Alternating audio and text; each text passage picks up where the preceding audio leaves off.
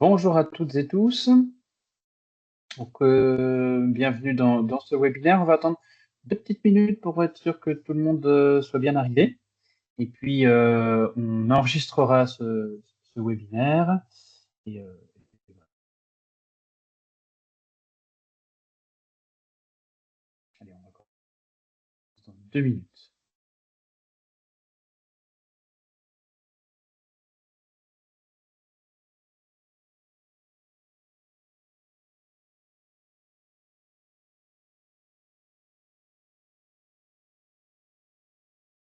Alors, je fais un petit peu de son pour ceux qui testent leur son.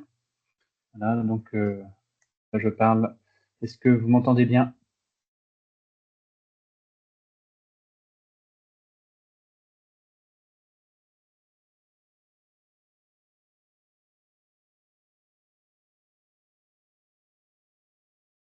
Je refais un petit peu de son hein, pour ceux qui testent et qui connaissent paramétrer leur audio.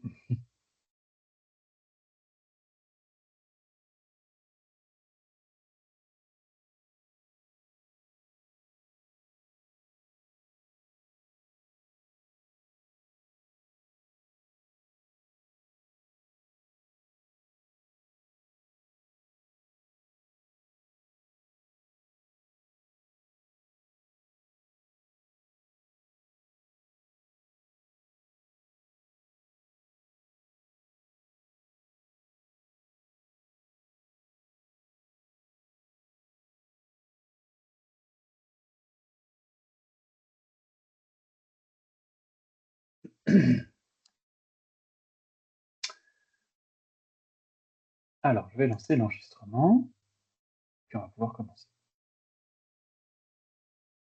Déjà parti l'enregistrement. Bien, bonjour à toutes et tous. Bienvenue une nouvelle fois dans ce webinaire. C'est un webinaire qui va parler de l'application donc OpenRecostar, qui est basée sur QGIS. Et aujourd'hui, donc, sur un sujet particulier qui est la compréhension des anomalies qui va vous arriver donc, lorsque vous ferez un contrôle alloé du Recostar qui est produit par OpenRecostar, et des explications pour donc les corriger. Alors, à qui s'adresse ce webinaire-là? Eh bien, il s'adresse à vous si vous avez déjà produit des Recostar pour le réseau de distribution, c'est-à-dire si vous avez déjà finalement essayé donc de produire des Recostar, voire produit des Recostar, conforme ou non, et que vous avez envoyé et testé la conformité de ce Recostar dans Alloe. Donc, puisqu'on va aller directement et directement au cœur du sujet, on ne va pas repartir sur une explication du fonctionnement d'OpenRecostar aujourd'hui. Donc, c'est vraiment orienté sur OpenRecostar aujourd'hui. Bon, néanmoins, si vous utilisez d'autres outils de logiciels payants, vous pouvez quand même rester et écouter, mais on va se focaliser sur la façon de les corriger, de les comprendre dans OpenRecostar. Donc, vous voyez ici donc sur le support qui sera diffusé, eh bien, le lien pour accéder au webinaire précédent. Alors, je vois pas mal de messages. Je crois que la majorité des gens ont du son. Je vais faire juste un petit message pour indiquer aux personnes qui n'ont pas de son de regarder ce qui se passe dans leurs paramètres audio. Alors, aujourd'hui, la partie, dans le support, si tu peux revenir juste un petit peu avant sur le sommaire, Romain. Donc, vous avez dans le support qui vous sera diffusé, eh bien, quelques rappels sur qu'est-ce que c'est le Recostar, la présentation de QGIS, importer, lire un GML. Et là, on va aller directement dans la présentation sur l'utilisation du guide des erreurs allouées, donc avec mes collègues Romain Carpentier et Sylvain Lafont. Et puis, qui vous montreront comment trouver ces erreurs, comment se positionner, et puis comment les corriger, les pistes pour corriger ces erreurs-là. Et enfin, quelques ressources, puisque vous avez bien sûr des interlocuteurs du côté des listes dans les directions régionales qui sont là pour vous aider à avoir des RecoStar conforme, donc pour vous guider sur les choses qui pourraient poser problème et éventuellement les pistes de correction.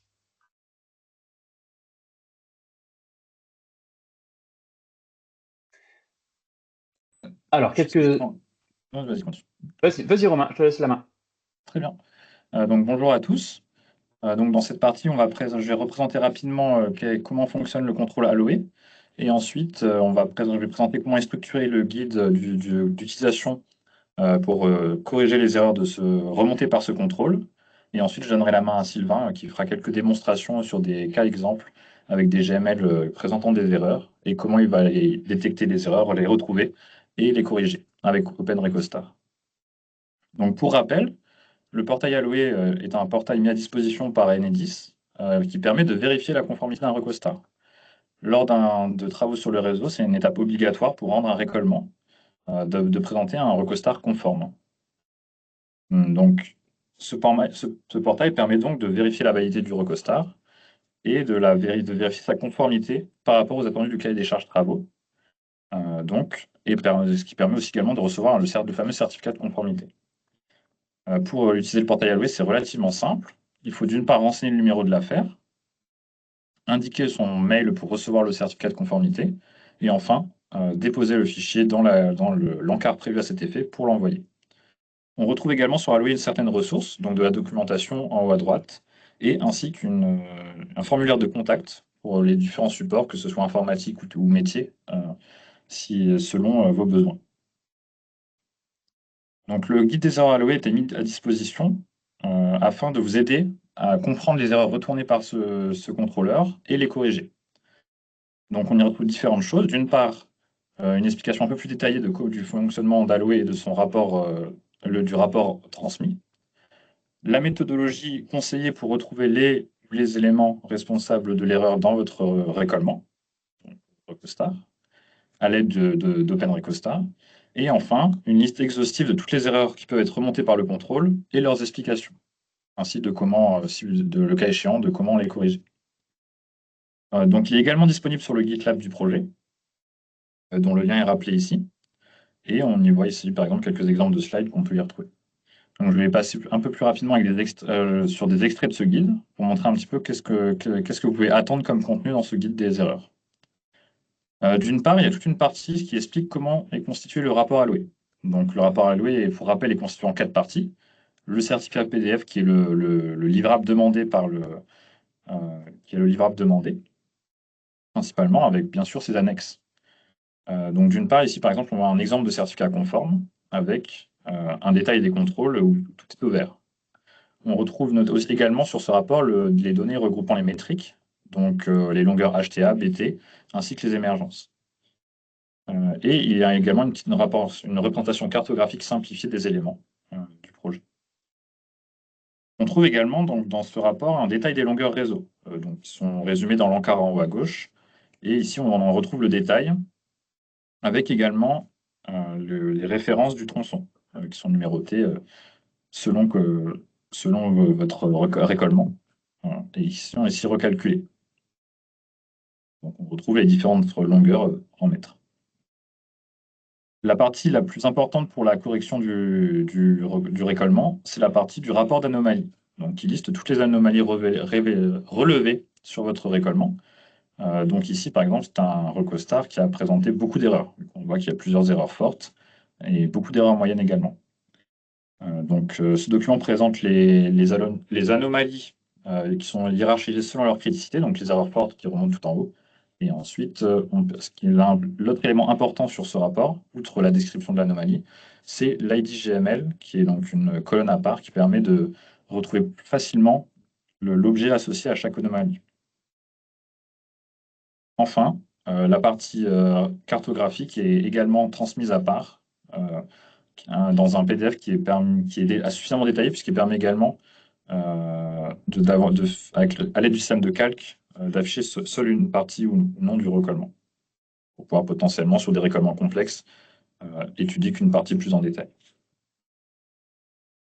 Donc le guide explique également comment retrouver une erreur, et pour cela, il conseille d'utiliser un plugin supplémentaire qui s'appelle Search Layers, qui est un plugin open source également, Et donc, il en décrit l'installation assez simple comme le plugin OpenRecostStar, ce qui permet d'avoir un utilitaire supplémentaire pour retrouver les IDGML plus facilement sur les différentes couches.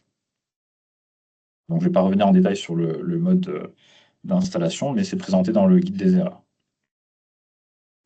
Ensuite, ça montre le lien qu'il y a entre, du coup, le fameux rapport d'anomalie et comment l'utiliser. Donc, d'une part, il y a deux façons d'importer un recostar sur OpenRecostar, soit par visualisation simple, soit par visualisation et modélisation. Sachant qu'un recostar non conforme, pour l'instant, ne peut être que visualisé, ne peut pas être importé complètement. Donc, mais c'est une option qui viendra à terme, si possible, prochainement, pour qu'on puisse importer et modifier un recostar en erreur. Pour l'instant, on peut seulement le visualiser, et ainsi, à l'aide du petit icône représenté au milieu. Et donc là, on revoit bien qu'il y a l'IDGML qui est associé à chaque erreur qui va permettre, une fois récupéré, alors là, on reprend un peu plus de détails sur la lecture. Donc là, par exemple, on utilise la lecture pour afficher un recostar. Euh, mais encore une fois, cette fonctionnalité avec le petit symbole lecture ne permet pas de modifier les éléments a posteriori. Inversement, non, là, excusez-moi. Donc là, on voit l'utilisation du plugin Search Layers. Donc avec l'IDGML récupéré précédemment, on peut, une fois l'utiliser dans le champ de recherche, l'afficher. Et si on utilise la fonction zoom, ça permet d'aller directement sur l'objet en cause dans la fenêtre d'affichage de QGIS. Donc cette fonction de recherche est bien pratique pour pouvoir identifier rapidement quels sont les éléments responsables de l'erreur, mais on le reverra lors de la démonstration par Sylvain. Donc, une fois l'élément récupéré avec ce petit utilitaire, on peut l'identifier et voir et puis regarder potentiellement ses attributs, voir s'il y a des éléments anormaux, ou son positionnement, à quelle pleure il est associé, etc. Ça permet de consulter le recostar et d'être précisément à l'endroit qui génère un souci. Cependant, ce qui nous intéresse également, c'est de pouvoir corriger un recostar. Parce que identifier l'anomalie, c'est bien, mais pouvoir la corriger pour pouvoir le rendre conforme, c'est quand même mieux. Et donc pour cela, on utilise la deuxième fonction d'import d'un recostar, mais pour cela, il faut d'abord créer un projet. Donc, grâce au petit utilitaire associé, bien préciser qu'on est en réseau public de distribution, et il faut également bien choisir le système de projection identique à celui de votre recostar. Donc généralement du Lambert 93, mais certains autres formats sont acceptés également. Une fois le projet créé, on importe le recostar en question avec la fonction d'import, et s'il a une structure valide, il peut être importé. Une fois qu'il est chargé, cette fois-ci, on a la même fonctionnalité, où toujours avec Search Layer, on retrouve l'ouvrage en question, générant de l'erreur, sauf que cette fois-ci, à la différence de la version de visualisation, si on l'a importé dans un projet de réseau public de distribution, on peut cette fois-ci le modifier. Une fois encore, on le retrouve, et cette fois-ci, par contre, on voit que la table d'attributs, cette fois-ci, n'est pas seulement en lecture, elle peut être modifiée, dans le cas d'un problème d'attribut. Mais ça peut être tout à fait problème de géométrie également, pour être corrigé. Il ne faut pas oublier qu'il faut activer la modification. Donc là, on voit le mode édition avec le petit crayon, mais il y a un autre mode édition. Est-ce que je peux le retrouver avec un petit crayon, avec un petit cylindre bleu derrière qui peut être même plus efficace.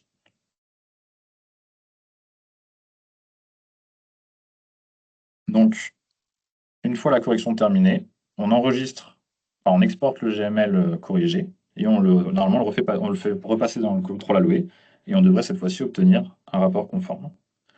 On peut répéter ce mode opératoire le nombre de fois nécessaire pour corriger toutes les anomalies afin d'obtenir le certificat conforme. Comme je l'ai dit en introduction, il y a plusieurs typologies d'erreurs allouées. Donc les erreurs bloquantes et les erreurs fortes qui sont bloquantes et les erreurs basses qui, elles, au contraire, ne sont juste indicatives qu'il y a que le recostar n'est pas parfait, mais qui sont normalement pas bloquantes et qui permettent quand même d'obtenir un certificat conforme. Les erreurs moyennes sont bloquantes ou non selon la situation. Je fais un petit arrêt sur cet aspect-là. Hein. Les anomalies complètement bloquantes, c'est-à-dire que du côté donc des cartographes et des 10, eh bien, si c'est bloquant, c'est-à-dire que le fichier ne peut pas être chargé et importé dans les cartographies patrimoniales. Donc, il y a vraiment une erreur de structure ou complètement bloquant. Voilà, tout à fait. Erreur forte, là aussi, c'est quelque chose qui est à corriger, donc, puisque c'est vrai, ça amène un certificat qui est non conforme. Et donc, là aussi, il y a une erreur particulièrement importante. Néanmoins, le fichier reste compréhensible, on va dire. Ensuite, il y a les erreurs moyennes, donc il y a qui vont indiquer des choses quand même à aller regarder. Il y a un problème de cohérence quelque part, soit dans les données de base, les données terrain qui ont été saisies, soit dans la structure du fichier.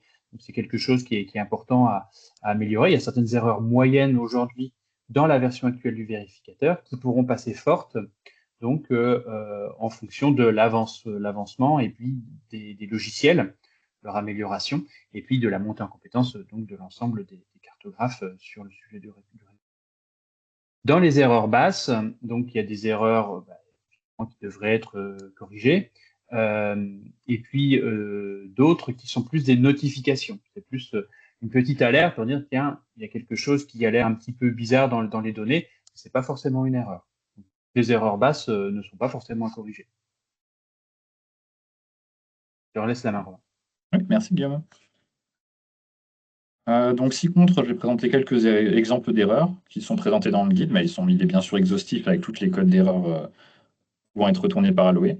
J'en présente quelques-uns qui font partie des exemples que Sylvain a présentés, juste pour mettre un petit peu en contexte ces cas exemples. Donc, par exemple, ici, on voit l'erreur E211, qui est une erreur forte, parce que la section du câble, la section d'un câble, ne correspond pas à une définition normalisée,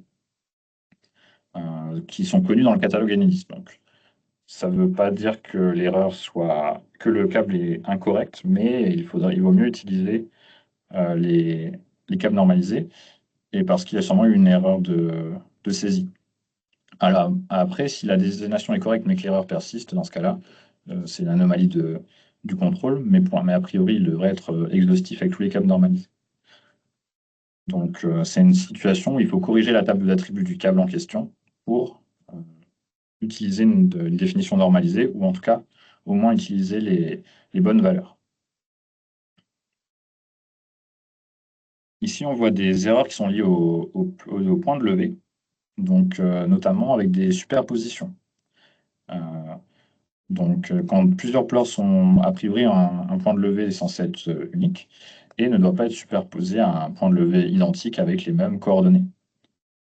Donc, dans ce cas-là, ça peut être aussi également des problèmes liés à l'altitude génératrice ou à la charge génératrice.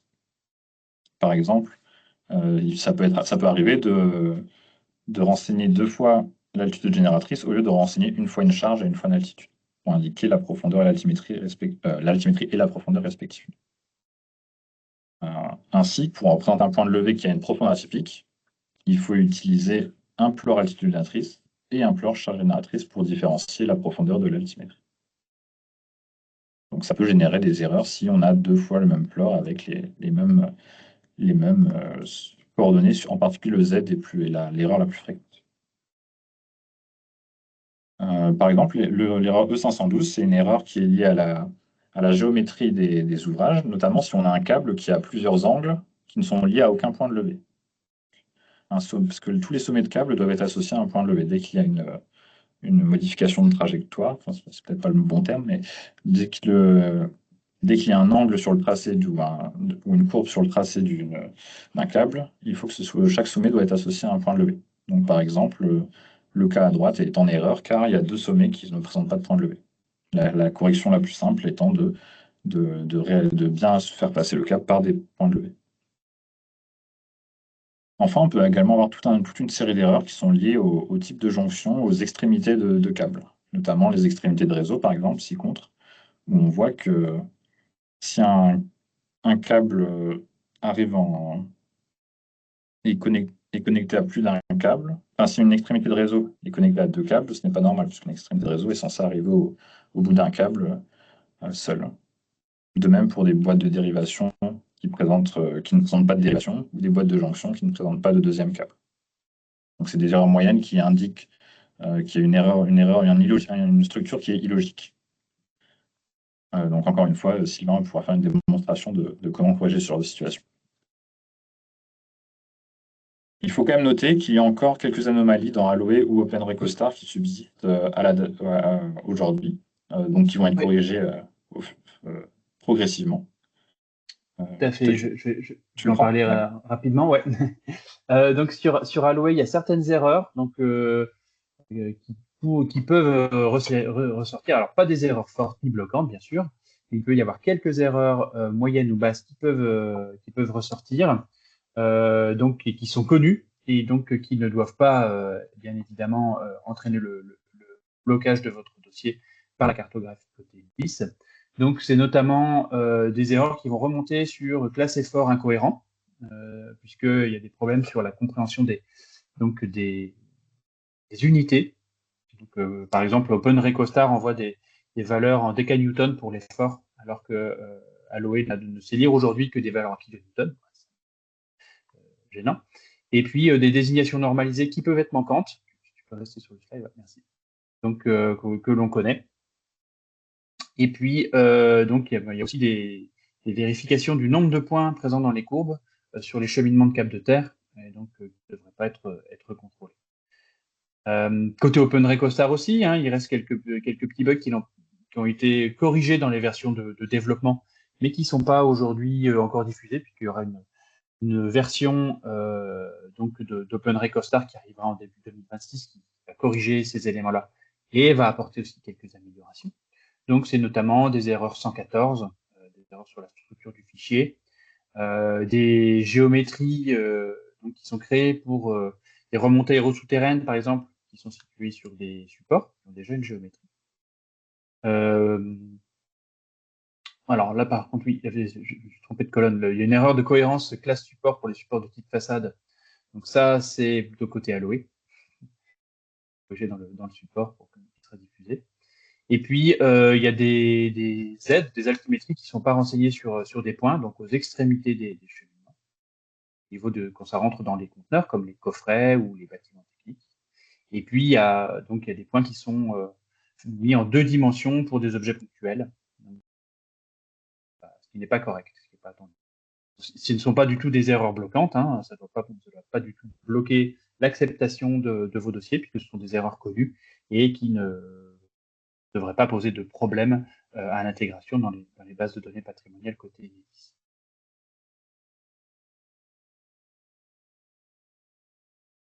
Très bien, merci Guillaume. Et je pense qu'on va pouvoir laisser Ouais.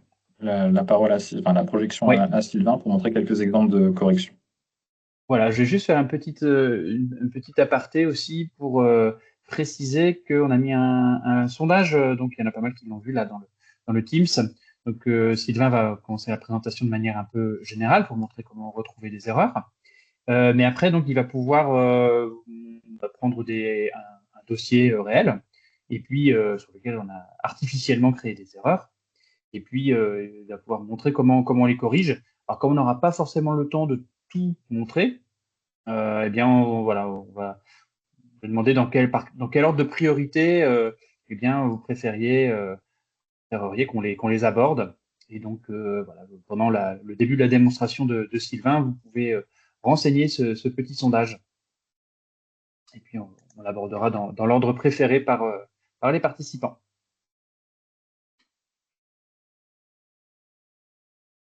Allez, Sylvain, on ne t'entend pas pour l'instant. Prendre la main et le partage de l'écran. Voilà.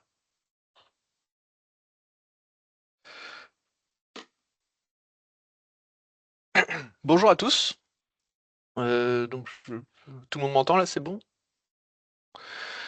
Donc moi, je vais me coller à la démonstration de la correction d'erreurs suite à un rapport Aloe. Donc, je vous présente un petit Eurocostar. Donc j'ai généré des erreurs artificiellement. Certaines vont s'afficher donc dans les contrôles, comme là par exemple le nœud jonction ne coupe pas le câble, ou d'autres on va pas les voir directement et il va falloir donc on va passer sur Aloe, hein, donc alors effectivement c'est plus simple avec 3 écrans, mais donc voilà le rapport Aloe que j'ai eu sur ce projet. Donc j'ai quelques erreurs fortes, donc là E211, E316, etc. Donc là je vais vous montrer comment concrètement on les corrige. Donc la première chose à faire pour corriger une erreur, donc ça va être d'installer un petit module et c'est un petit plugin, une extension sur QGIS qui permet de retrouver les éléments du plan. Donc c'est expliqué dans le PowerPoint. Donc je rappelle ce PowerPoint. Donc quand vous êtes sur Aloe, vous cliquez donc sur la partie Recostar, vous cliquez sur En savoir plus. Ici vous avez un lien pour télécharger le PowerPoint avec le guide des erreurs. C'est très important, ça va vous aider à corriger. Et donc voilà, le guide d'explication des erreurs remontées par Aloe ici. Vous cliquez sur le lien, ça va le télécharger. Voilà, donc ça c'était la partie Aloe. Donc ce petit plugin donc, à installer, ça s'appelle Search Layer. Donc c'est expliqué dans le PowerPoint comment l'installer. Sinon, un petit rappel, vous allez dans Extension. Voilà, vous cherchez le plugin, il va le trouver, et donc là, forcément, vous allez cliquer sur installer, et ça va l'installer.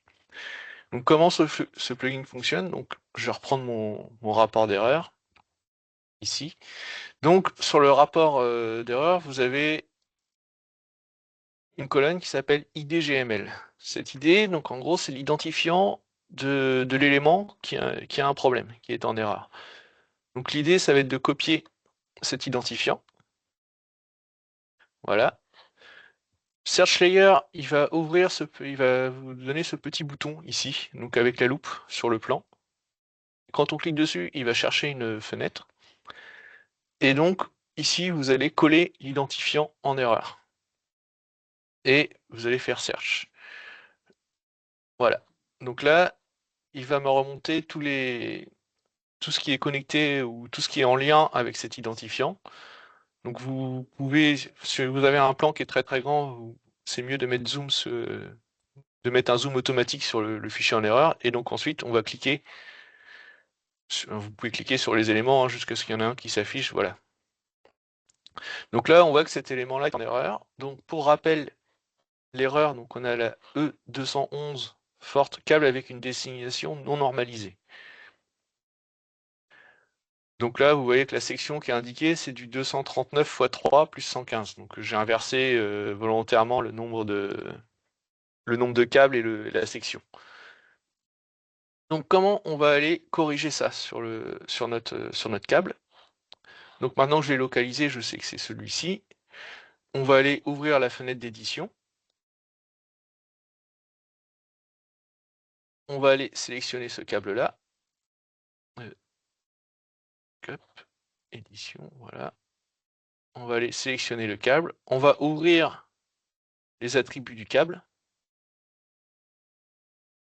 Et donc là, vous voyez que j'avais mis le nombre de conducteurs de 140, section 3. Donc là, je vais utiliser le câble normalisé hein, pour rentrer la bonne section. J'applique, OK. Voilà. Donc là, mon câble, il est de nouveau, il est une bonne section, donc ça, c'est bon. Je peux fermer. Pour rappel, alors comment je fonctionne? Bon là, l'erreur est assez simple et assez intuitive à corriger. Bon, j'ai plusieurs écrans, hein. J'ai mon guide des erreurs d'un côté, mon tableur Excel de rapport d'erreur de l'autre, et mon plan sur mon écran en face, et je regarde avec les trois à quoi ça correspond. Si j'ai du mal à comprendre une erreur, par exemple, là, par exemple, donc on va passer à la deuxième, la E316. Hop, je vais chercher. Voilà, E316, le nœud est lié à un conteneur non identifié. Bon, c'est pas très clair. Donc, qu'est-ce qui se passe? Déjà, je vais aller regarder quel objet est en défaut. Donc, on peut aussi mettre, si vous avez beaucoup d'erreurs, vous mettez une petite colonne en vert pour dire celle-là c'est bon, c'est corrigé, et vous passez à la suivante. Donc, les attributs voilà. Donc, pareil, même manip, je vais chercher mon idée, je le copie là, hop, je vais chercher ici, voilà, search. Voilà, donc on voit que c'est ce coffret-là qui va pas. Alors, qu'est-ce qu'il a de spécial ce coffret? Il a pas grand-chose, c'est juste un CB, donc on va aller ouvrir l'édition des coffrets.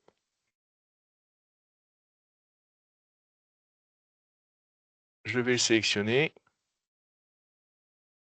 Donc là, c'est un coffret cible avec son porte-fusible. Donc a priori, il a l'air bon. Mais je vois que la liaison réseau du branchement, elle est de couleur violette, donc c'est une dérivation individuelle.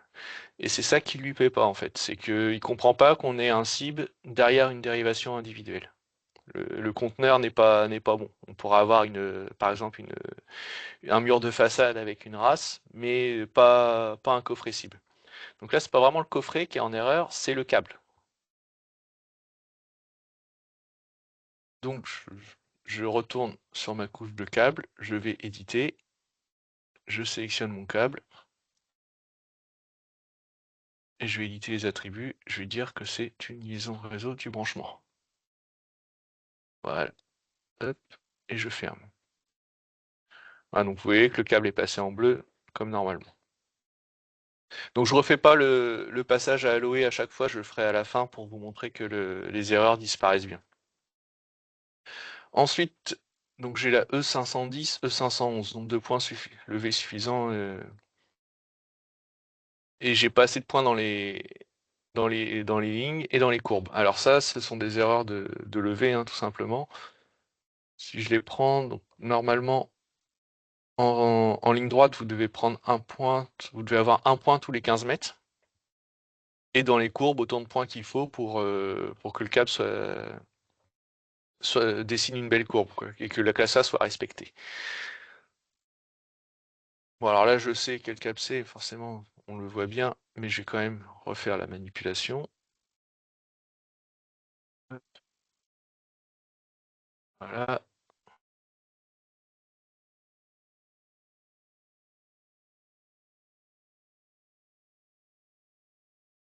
Voilà, donc c'est ce câble-là, j'ai fait exprès pour avoir un câble très long, donc supérieur à 250 mètres, et donc du coup avec 0 point sur les lignes droites et 0 point dans les courbes. Donc forcément, c'est ce câble-là qui présente un défaut. Donc là, j'ai tracé pour l'exemple, parce que j'avais pas de point, donc pour le corriger, donc il faudrait avoir un point minima tous les 15 mètres. Si je rouvre, donc voilà, ma E510. Nombre de points suffisant dans les parties rectilignes. Un point doit être implanté dans les 15 mètres en ligne droite, voilà. Et donc la E511 qui doit être après, il n'y a pas assez de points dans les courbes. Je peux vous montrer. Donc là, forcément, ici, c'est ce point-là au niveau du support qui n'est pas bon. Et je l'ai également, je l'ai montré dans le rapport, en moyen.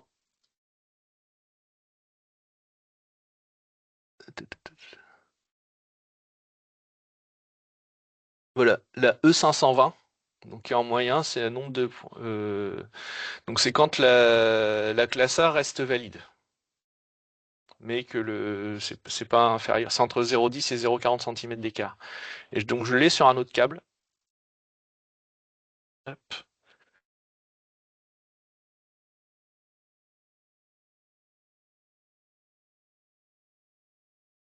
Voilà.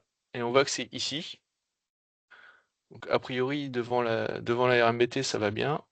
Et par contre ici devant le poste, vous voyez que la courbe est un peu dure ici, donc ça va pas aller.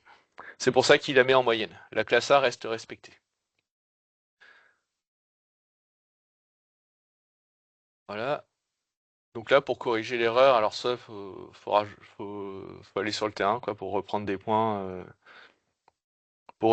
Là, pour la corriger, je supprimer ce câble qui me sert à rien. Hop. Alors.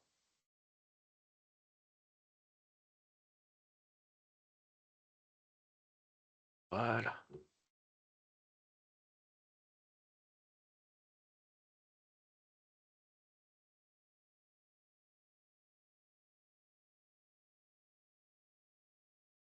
Ok, et donc vous aviez la E612 qui était également sur le câble. Alors ici c'est parce que je me suis accroché au poteau et j'ai un nœud RAS HTA, donc il l'a pris sur le câble en fait. Donc ça, dans le Recostar, tous les câbles doivent s'arrêter sur un nœud, y compris les boîtes de jonction. Si tac. Si vous tracez un câble avec une boîte, si vous tracez un câble, hop, je vais faire en réseau. Là. Bon, c'est normal, il est pas content. Hop. Que vous posez votre boîte pour faire une dérivation, par exemple. Si vous la posez sur le câble, mettons qu'il y a un point de levée ici. Hop. Attention. Dérivation.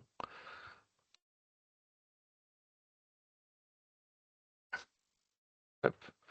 Voilà. Là, le câble ne va pas être coupé par le nœud. Donc ça, c'est faux. Il ne faut pas dessiner comme ça. En fait, ce qu'il va falloir faire, c'est prendre votre câble, l'arrêter sur le nœud et faire un autre câble. Ou alors, donc si vous le dessinez comme ça, donc je vais refaire une petite démo de manipulation. Donc vous sélectionnez votre câble. Vous pouvez utiliser les outils de dessin ici. Donc là, je vais séparer les entités.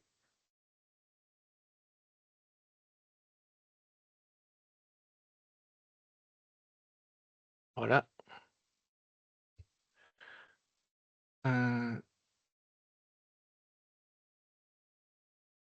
Ça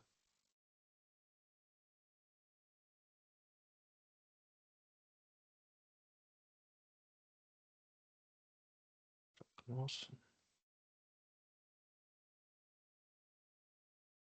Voilà. Et donc ensuite, on va aller chercher la manipulation des sommets.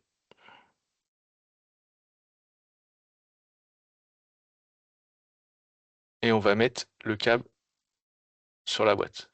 Là, on corrige l'erreur. Donc je rappelle, l'erreur E612, le câble n'est pas coupé à chaque nœud.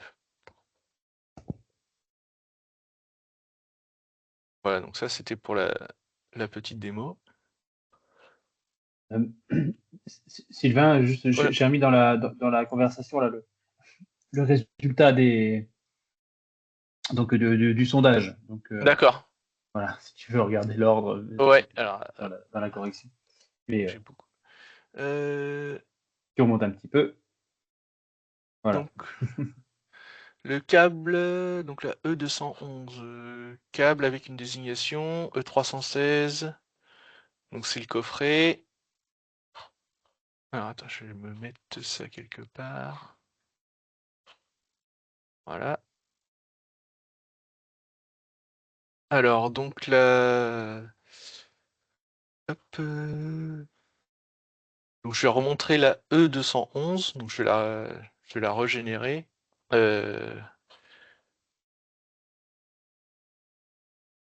Donc la E211, bon je vous l'ai montré, donc c'est l'histoire des sections de câbles, donc comment on modifie une section fausse sur un câble.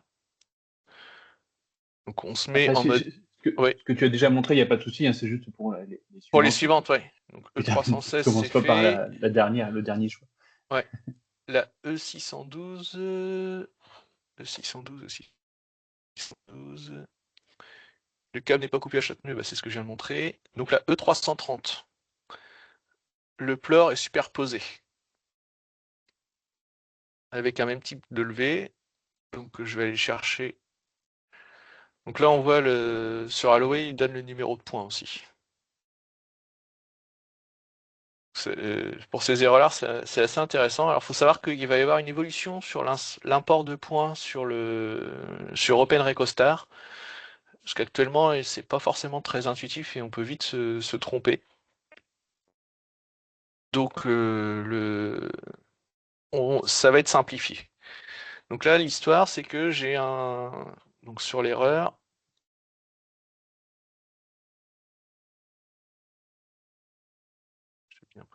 Ah oui, non, je me suis trompé de ligne. Attendez. Hop.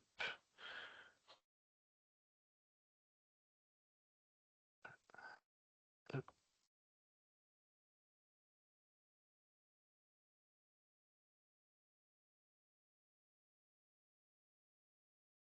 Voilà, donc ce qui se passe ici, donc bon, forcément on le voit pas trop, c'est surligné avec le fourreau, c'est que le point numéro 36, donc il y a un autre point, le numéro 9, qui a exactement les mêmes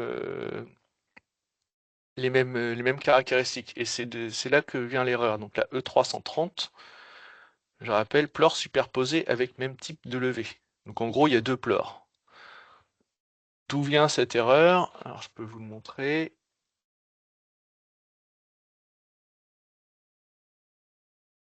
Donc là, c'est le fichier de points que j'ai importé. Donc si on prend le point 9, alors je vais vous montrer là. Donc si on prend le point 36 et le 9, vous allez voir que en fait c'est exactement la même chose en X, Y, Z. Du coup, il y a deux points superposés. Et c'est logique parce qu'on a pris donc un point pour le fourreau et un point pour le câble. Donc c'est là d'où vient l'erreur. Donc comment la corriger? Bah, c'est tout simple.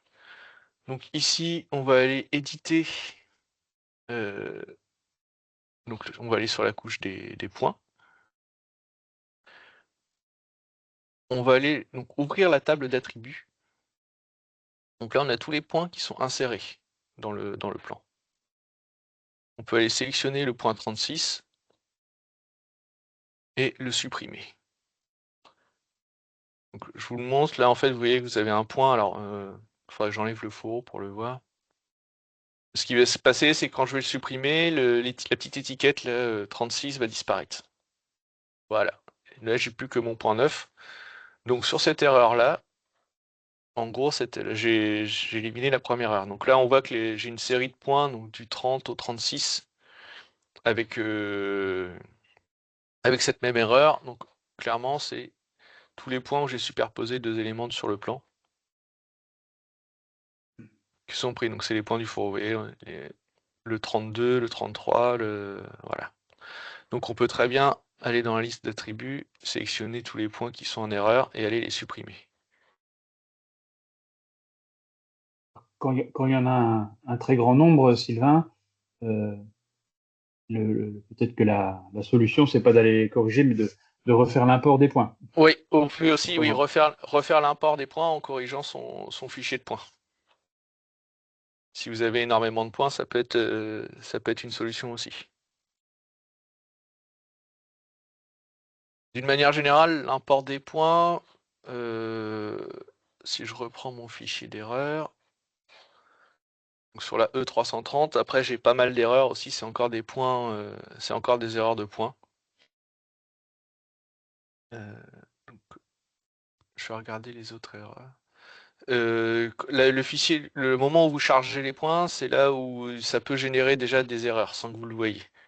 La façon d'insérer vos points, c'est vraiment une part importante. C'est pour ça aussi qu'on, de notre côté, on va réviser un peu cet import de points.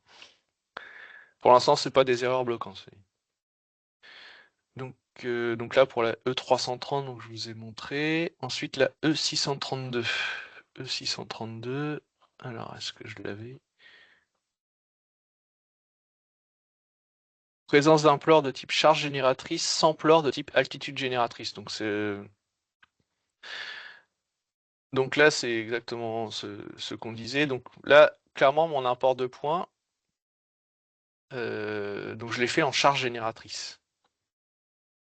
Ça donne je montre ici dans la légende des PTRL un petit peu roses. Quand on est en charge génératrice, il faut connaître l'altimétrie du TN en fait, pour savoir pourquoi c'est une profondeur atypique. Donc pour ça, du coup, il va falloir superposer un deuxième plore dessus. Donc si je vais en prendre un au hasard, hein, celui-ci.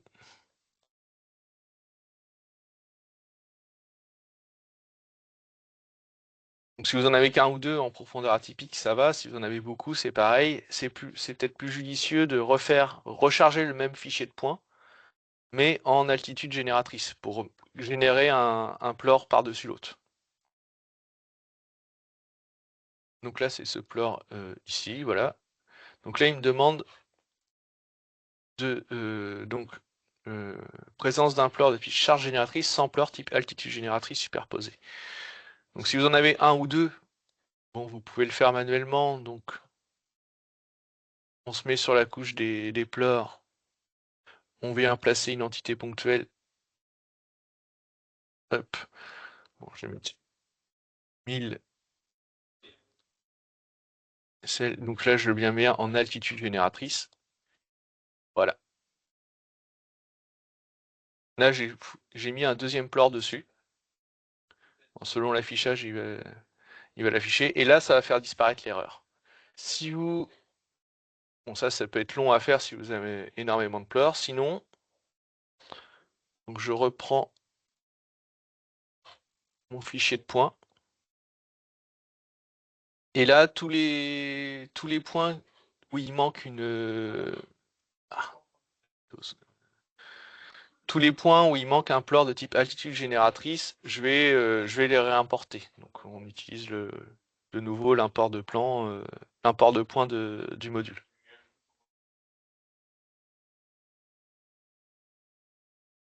Voilà comment corriger cette erreur.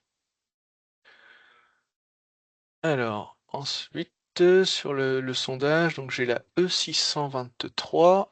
E623. Jonction de type... Ah, c'est la jonction de type épanouissement avec plusieurs câbles dessus. Alors là, je vais charger un autre fichier.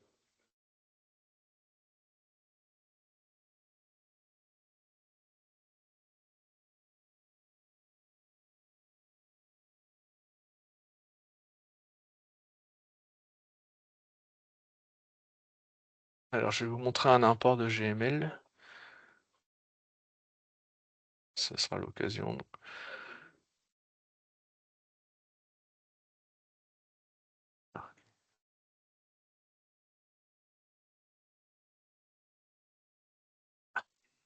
Je vais mettre là. Bref. Il y a une question, sinon, Oui. Sylvain. Donc, quelle altitude est renseignée sur le plore rajouté de type altitude génératrice? Je pense que c'est ce que tu viens oui, de je l'ai pas corriger. vu. Alors. Merci pour la Tu peux le question. faire à l'oral. Hein. Alors, vous lui renseignez l'altitude du point. C'est le Z du point qu'on met aussi en valeur du levé. Oui, je peux le refaire. Tac. Je vais le faire sur un autre. Hein. Donc, je vais chercher un point. Voilà.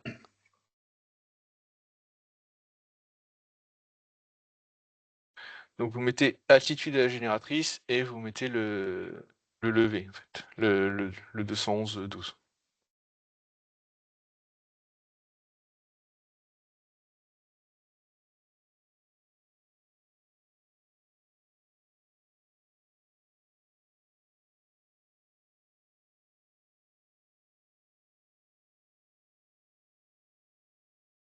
Donc, j'en étais à ouvrir.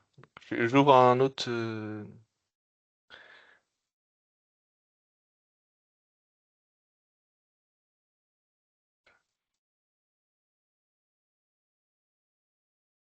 C'était la 623 de mémoire. 623, c'est ça.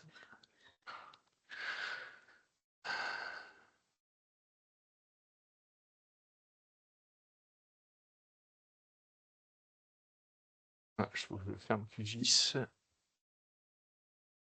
Donc, pendant que tu fais la manipulation, Ouais. Sylvain, je réponds à une question à l'oral qui est posée dans le chat. Donc, on parlait tout à l'heure des points de levée à renseigner donc sur les bâtiments techniques ou sur donc les supports ou bien les coffrets, donc qui sont les conteneurs. Donc, on disait qu'il y avait des points de levée, des pleurs à créer de type altitude génératrice. Donc, la valeur du levé à renseigner pour ces points de levée, c'est bien le Z-sol. Voilà, c'est pour ça. Donc, c'est la question qui était reposée là dans le chat. Donc, voilà, le Z-sol est à utiliser pour les affleurants du réseau. Bâtiment technique, support, donc coffre.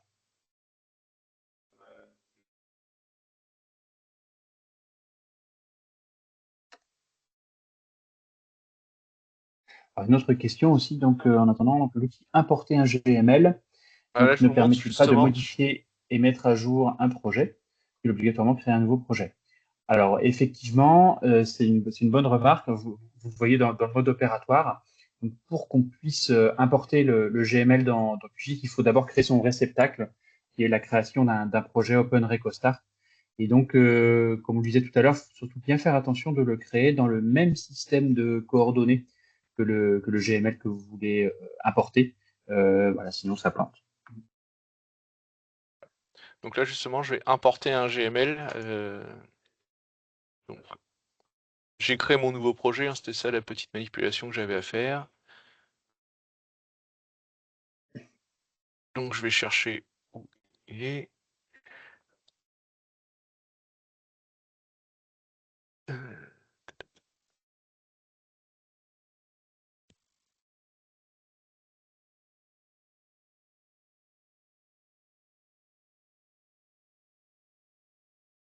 Ah.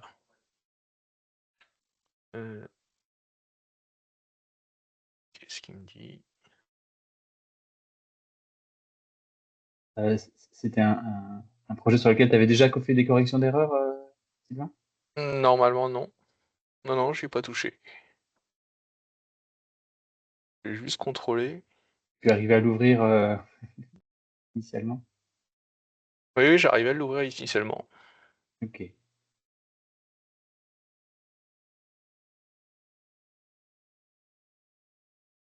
Ah.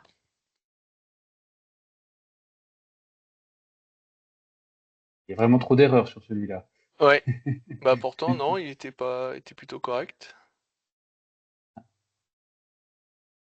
Bon, alors je vais m'en passer, tant pis. Parfois, redémarrer QGIS fonctionne aussi. Ouais, ouais, aussi, ouais, Bon, sinon, bah, je vais vous montrer donc la E623, ce que c'est exactement comme erreur. Donc, je vais tracer un câble comme ça.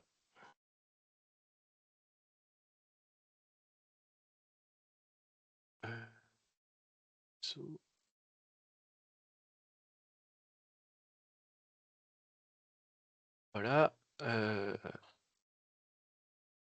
Donc, on va mettre, mettons que vous avez posé un câble et donc vous avez une mise en court-circuit au bout en attente de raccordement. Vous avez un deuxième câble qui est dans le même cas.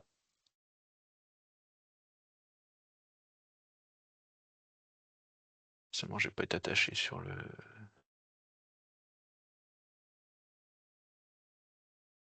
Je vais tricher un peu.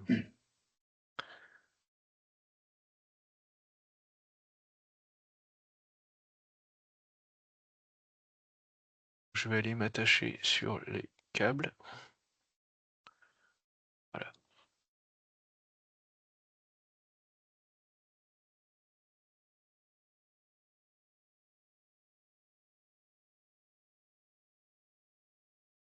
Voilà, donc on a deux câbles différents, et donc ici, ce qui a été la E623, c'est que donc il y a une extrémité de réseau sur laquelle est raccordé les deux câbles. Donc ça, c'est pas possible de faire. Il faut une extrémité de réseau quand vous mettez vos câbles en attente. Il y a une extrémité de réseau par câble.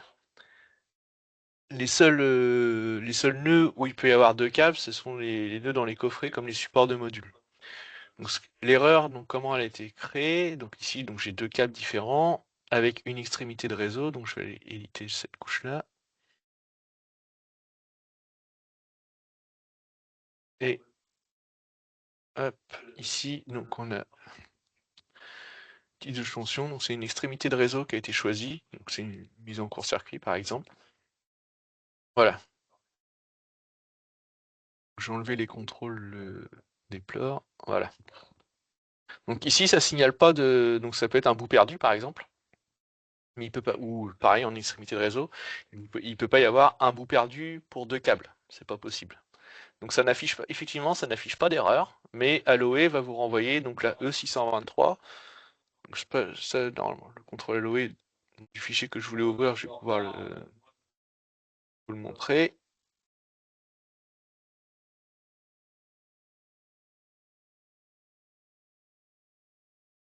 Voilà, donc c'était celle-ci, la E623, jonction type extrémité de réseau avec plus d'un câble raccordé. Donc là, c'est ce que ça va générer comme erreur. Donc ce qu'il faut faire, donc c'est bien mettre donc une extrémité de réseau par câble. Voilà, donc comment on fait donc là, techniquement, les câbles, ils sont pas censés arriver au même endroit. Hop. Je vais aller sélectionner celui-ci.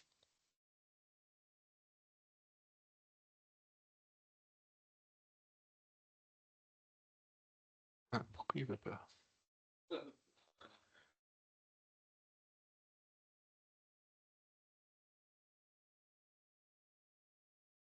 Oula.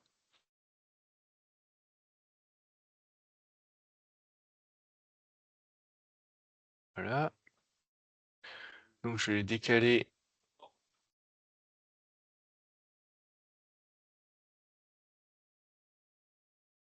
le sommet. Bon, faut imaginer qu'il y a un pleur, hein, forcément.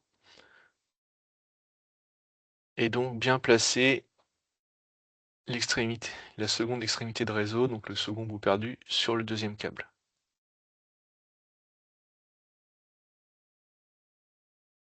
Voilà, là j'ai corrigé ma E623.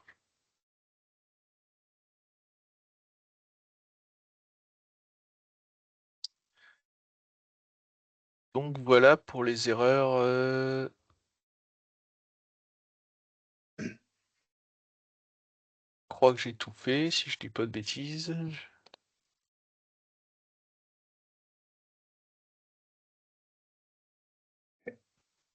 Voilà. Pour moi, c'est terminé. Alors après, je sais pas si vous avez d'autres erreurs que vous avez rencontrées, que vous voudriez que je fasse une démo pour les corriger. Alors, je vais peut-être profiter j'ai quelques questions qui sont dans le chat. Je vais peut-être en Ouais. profiter pour y répondre à l'oral, ce sera pas que par écrit. Une réaction là sur le note massif donc de 115 carrés. Alors on sait qu'il y a, voilà, c'est ce qu'on disait un petit peu tout à l'heure, il y a quelques désignations normalisées qui sont liées au SIG côté Enedis, hein, qui sont manquantes, et donc certaines sections, notamment voilà, 115 carrés, 120 carrés, qui sont pas acceptées par Aloe, donc on sait que c'est alors que c'est qu'il existe des câbles 115 carrés ou 120 carrés, mais c'est une anomalie qui est relevée aujourd'hui dans Aloe parce qu'il y a un manque côté SIG Enedis, mais c'est pas on sait que c'est un manque connu, et donc c'est pas une raison, c'est pas une raison voilà de blocage donc du récollement, du récostar. Donc bien sûr tout ce qu'on a montré là aujourd'hui, donc en important un GML dans un nouveau projet OpenRecostar, bien évidemment, si vous avez généré le GML avec OpenRecostar, donc vous avez déjà le projet original, et donc plutôt que de réimporter le GML qui était vous pouvez bien sûr, je conseille d'ailleurs de le faire, d'utiliser le projet original pour aller faire vos corrections directement dedans. Ce sera beaucoup plus pratique. Moins de manipulation à faire. Une autre question donc sur les numéros de coffret. Donc on a eu des demandes sur pour pouvoir renseigner les numéros de coffret dans OpenRecoStar, puisqu'on a découvert en quelque sorte la pratique donc de renseigner des numéros de coffret dans les PGEC. Alors c'était pas jusqu'ici spécifié dans la norme nationale, ça n'avait pas été repris dans le RecoStar, puisque c'est quelque chose qui était bien assez localisé, qui n'était pas généralisé, et puis des pratiques assez différentes sur la façon de numéroter les coffrets entre les directions régionales, et puis d'autres qui ne numérotaient pas en tout cas dans la cartographie. Donc dans les évolutions de RecoStar, eh bien, il y a celle-ci qui sera présente début 2026 pour pouvoir renseigner dans un champ les numéros de coffret, et de manière à ce qu'ils s'affichent aussi automatiquement dans les PDF qui seront édités. Alors, ensuite, donc, sur la génération de tableaux de longueur de câble en fonction des numéros de coffret, donc il y a un certain nombre de livrables qui sont aujourd'hui prévus donc dans production du plan après travaux.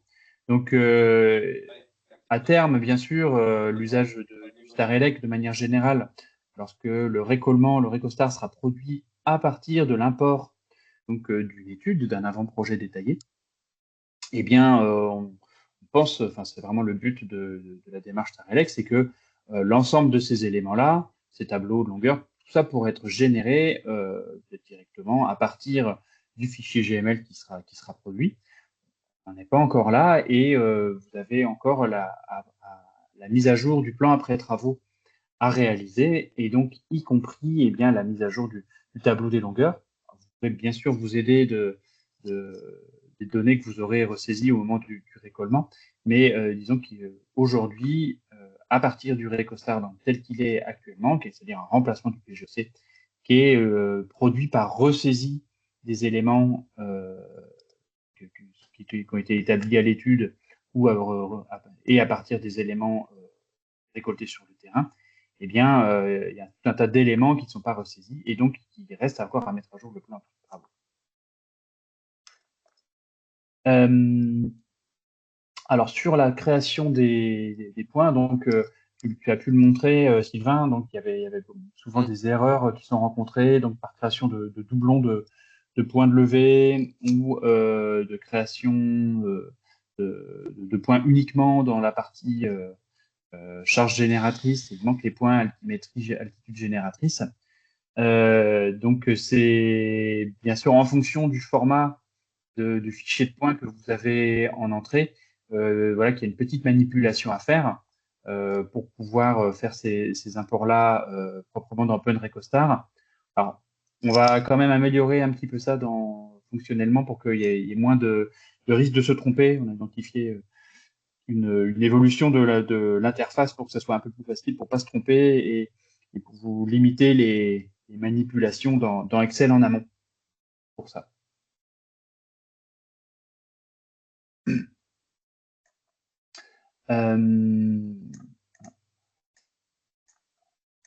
Alors, je reprends d'autres questions.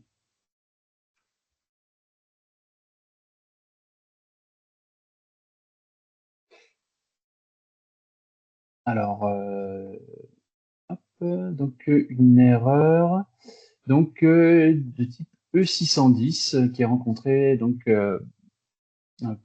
sur un projet depuis quelque temps. Donc l'erreur E610, donc il y a un nœud réseau manquant, absent dans le GML ou sans géométrie. Donc dans le cas qui est présenté ici donc par notre interlocuteur, c'est un poste qui n'arrive pas à être détecté correctement comme nœud et qui met les câbles en erreur. Donc des idées sur le problème éventuel. Ce que tu peux peut-être faire, Sylvain, tu peux peut-être montrer de quelle façon, en tout cas, toi, tu peux dessiner un poste, tu peux en reprenant un fichier que tu as, si tu as ça en stock, pour regarder cette erreur. Bah, j'avais le... En tout cas, dans le Attends. cas d'un poste. Hein, dans le cas Ouais. d'un poste. Alors, je vais partager. Moi, je vais reprendre donc une autre démonstration qu'on nous a demandé. Alors.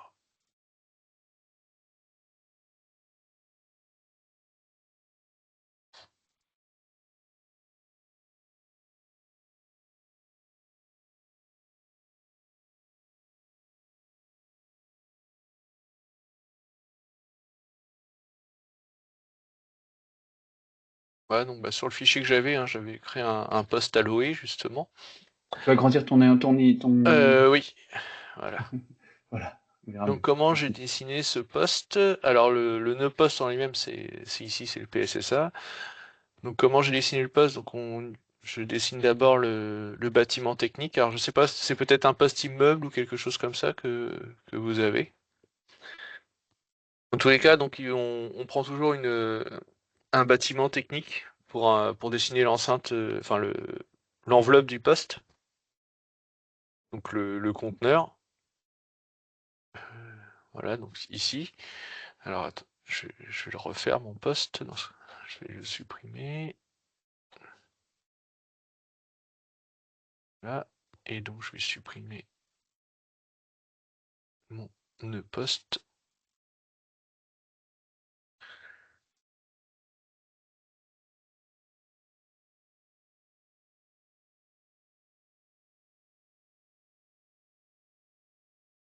Là.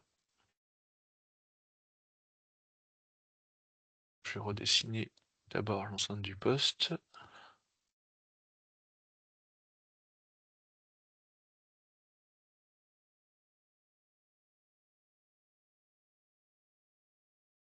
Voilà, donc là, le problème que vous avez, donc il manque le nœud. Donc en fait, c'est le câble qui détecte pas le nœud. Alors, il peut y avoir deux choses. Soit le câble n'est pas raccordé, l'extrémité du câble n'est pas raccordée à l'enveloppe du poste.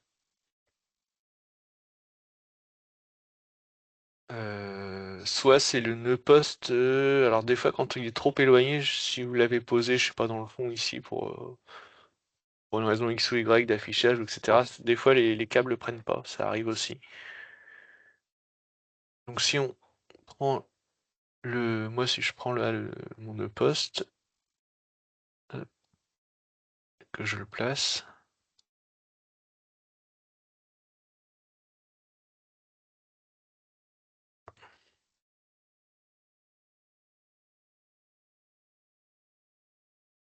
Voilà, là il a bien enlevé les deux erreurs sur le bout de câble.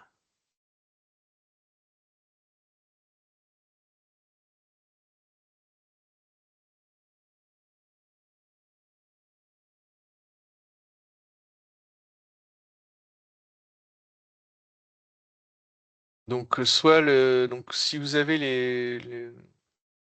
je vais rouvrir le chat. Donc peut-être donc l'extrémité du câble pas raccordée au poste. Extrémité accrochée, correct. Ok, poste raccroché, ok. Là, pour aller plus dans le détail, je vous envoie donc l'adresse. Est-ce que vous pouvez l'envoyer par mail à cette adresse et puis on va le regarder.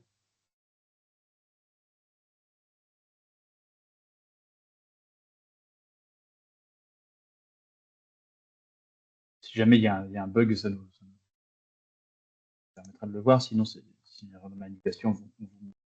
Mais sinon, oui, dans l'idée, c'est comme ça, il n'y a pas extrémité accrochée correctement. Ouais.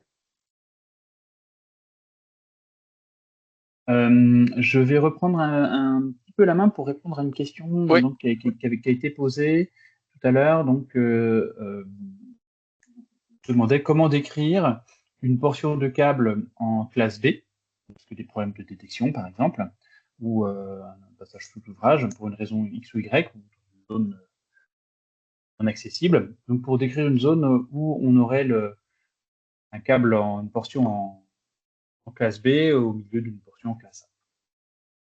partager mon QGIS. Alors, j'ai repris ton chantier, Sylvain, sur lequel il y avait encore plein d'erreurs que tu n'avais pas encore corrigées. Je ne le passerai pas dans Halo tout de suite. Vous allez voir donc sur les câbles, en fait, de manière générale. Donc, il n'y a rien de question. On voit les câbles en fait directement dans OpenRecostStar. Et pour décrire en fait une portion qui serait en classe B, donc on va avoir quelque chose qui est assez proche de la façon de décrire des ouvrages qui sont sous fourreau, c'est-à-dire qu'on va modifier non pas le câble en lui-même, mais le cheminement qui porte le câble. Donc, je vais reprendre l'exemple ici. Donc, pour aller décrire quelque chose qui serait donc en classe B, je vais me mettre ici sur la couche pleine terre Reco, puis je vais ouvrir une session de mise à jour, et je vais venir décrire une portion en pleine terre différente du cas standard. Alors, toujours bien se mettre donc avec l'accrochage activé. Et puis, il va falloir cliquer donc sur l'ensemble des points de levée qui vont constituer la géométrie de cette portion en classe B. Je vais le faire ici sur zone. Et sur mes 4 points de levée, je valide. Et donc ici, je peux venir dire que je suis en classe B, en X, Y et en Z, donc en altimétrie et en planimétrie. Donc, on voit ici une petite zone blanche, donc qui est un cheminement pleine terre qui est différent du tracé courant, sur lequel, eh bien, que le câble est en classe B.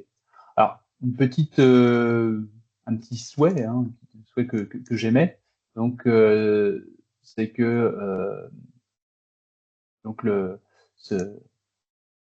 il puisse, on va dire sur cette portion-là, eh bien que vous indiquiez pourquoi donc dans le mail de transmission donc à interlocuteur d'à côté maîtrise d'ouvrage et cartographie pour que il sache pourquoi vous êtes passé en classe B sur cette zone-là, tout simplement.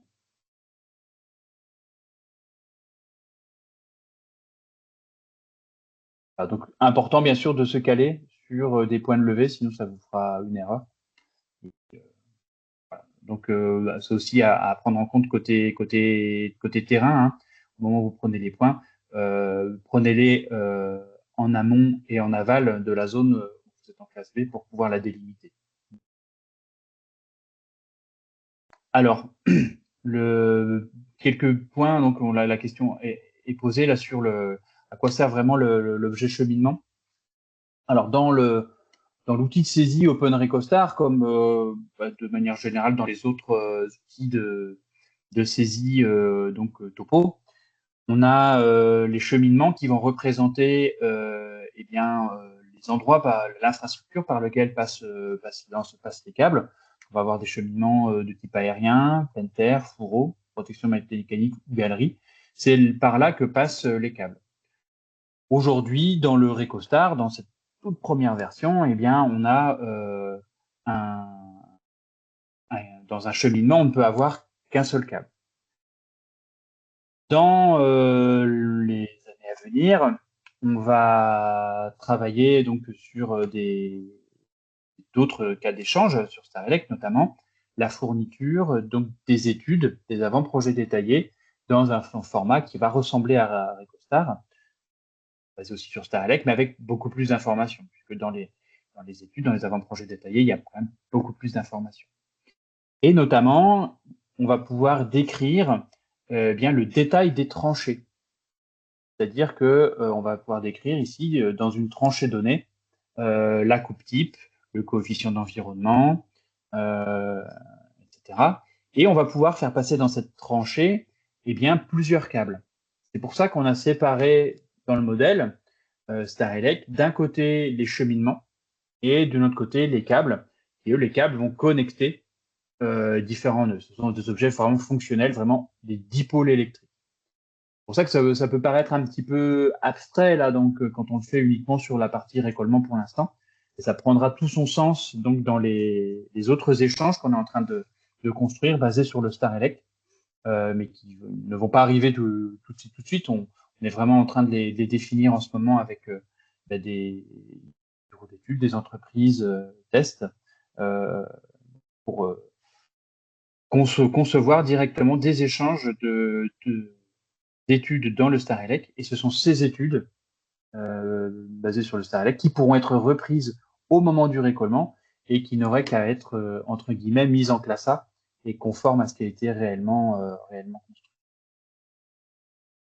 Donc, par simplicité de saisie dans OpenRecostStar, mais c'est aussi une option qui a été prise par d'autres éditeurs de logiciels, quand on dessine des câbles, c'est quand même plus simple à dessiner, plus simple au nombre de clics, et par défaut, eh bien, il y a un cheminement pleine terre, classe A, qui est créé sur ces câbles.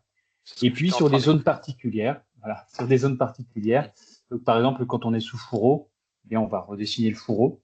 Ou bien quand on est avec une profondeur atypique, on va dessiner ce genre de cheminement avec une profondeur atypique ou une classe qui n'est pas la classe A.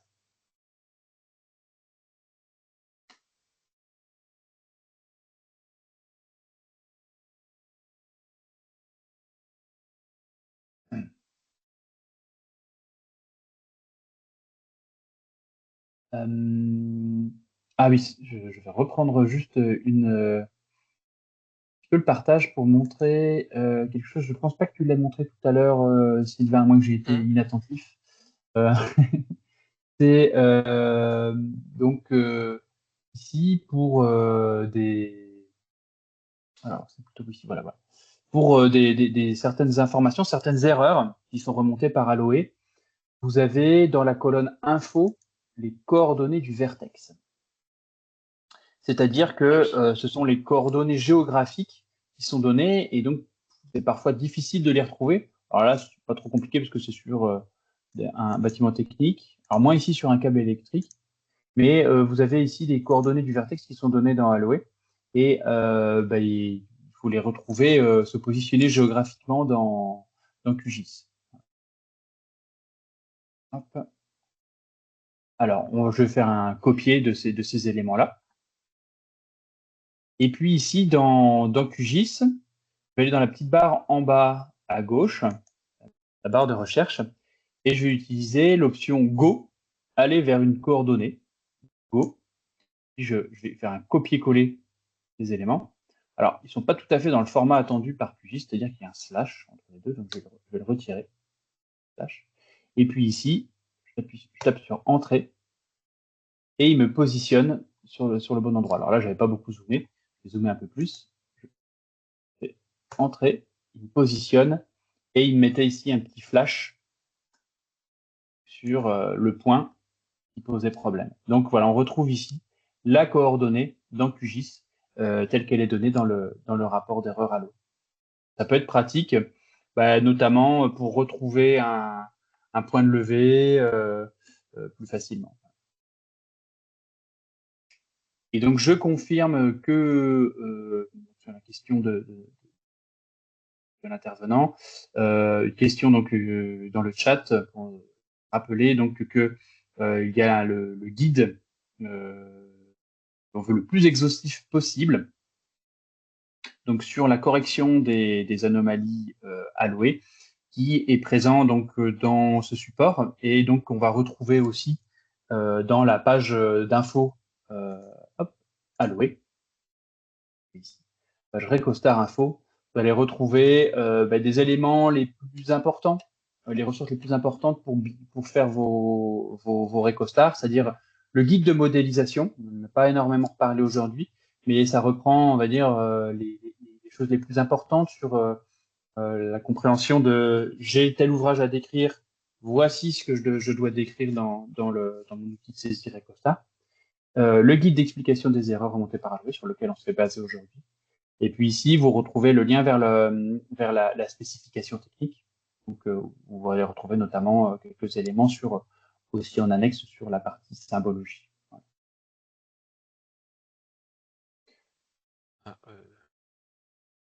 Alors, on retrouve des questions. Alors, sur la liste des erreurs au format Excel, alors, elle n'existe pas vraiment en format Excel. Alors, il y a une sorte de table. Alors, on va pouvoir le retrouver ici. Alors, on n'a pas mis le lien, hein, mais dans la partie ressources officielles, vous allez pouvoir retrouver ici voilà, un fichier aussi. Il y a quand même le fichier Excel de documentation contrôle Recostar Aloe. Et d'ailleurs, celui-ci, qui est plutôt là, qui est maintenant PDF, pardon, dans lequel on va retrouver le tableau donc de l'ensemble des erreurs, mais qui correspond avec moins de détails à ce que vous avez dans le PowerPoint.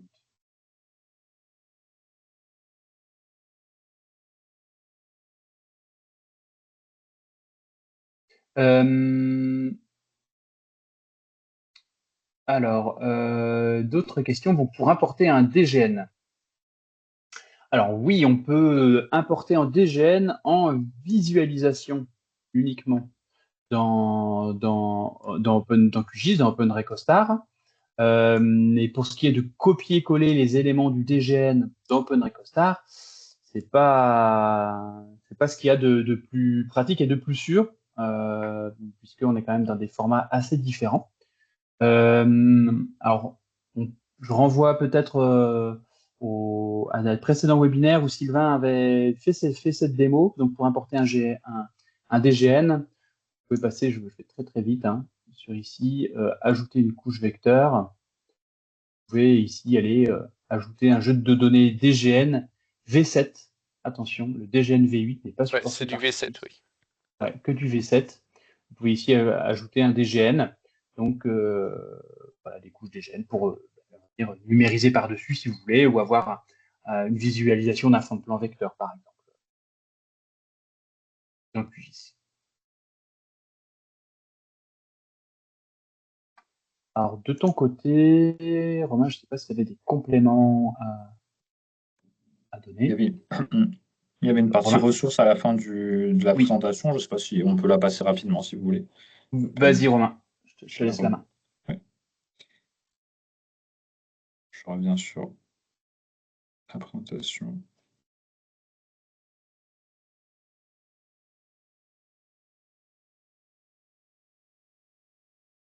Donc, merci Sylvain et Guillaume pour tous ces exemples et les réponses aux questions. Rapidement, avant de se quitter, un petit point sur quelques ressources supplémentaires. Donc, on a déjà vu certaines, notamment qui ont été parlées. Donc, il y a un mode opératoire Recostar qui n'est pas encore disponible en ligne, mais que j'intègre au fur et à mesure sur le wiki du GitLab. Surtout, la principale ressource autrement qui est accessible depuis GitLab ou depuis Aloe, c'est le guide de modélisation, donc qui permet de modéliser les différentes structures du réseau électrique, donc différents ouvrages, les postes, les coffrets, les câbles. Donc il y a une liste de ces éléments. Les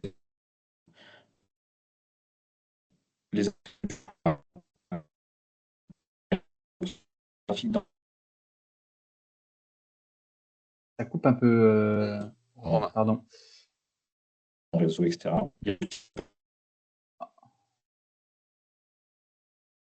Désolé, ça coupe un petit peu chez toi. Ouais. Pardon ? Ça a coupé, on t'a pas entendu, Romain. Ah, excusez-moi.